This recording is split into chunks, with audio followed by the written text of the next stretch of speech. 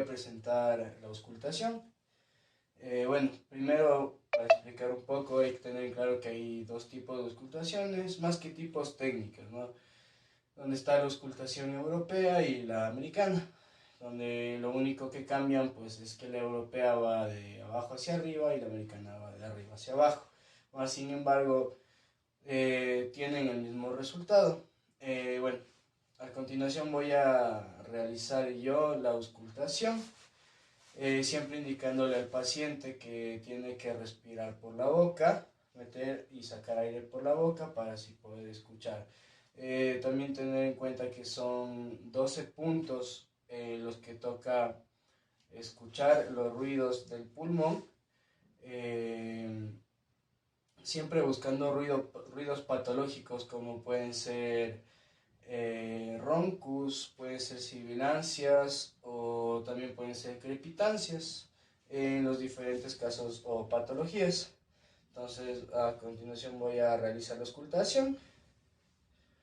Siempre se inicia de derecha hacia izquierda y en forma de escalera, ¿no?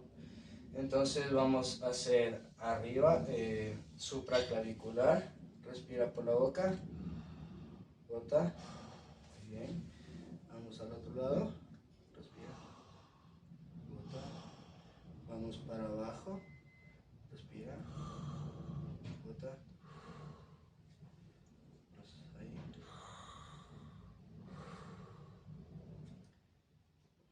ahí,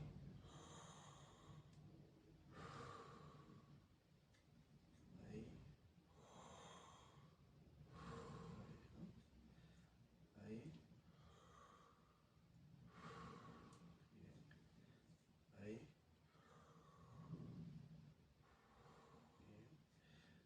bien,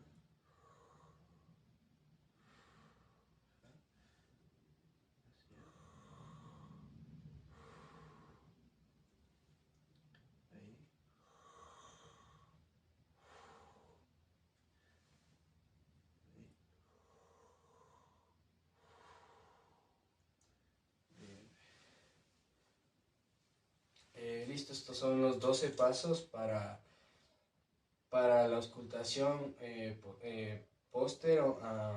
antero-posterior, y es la auscultación tipo americano.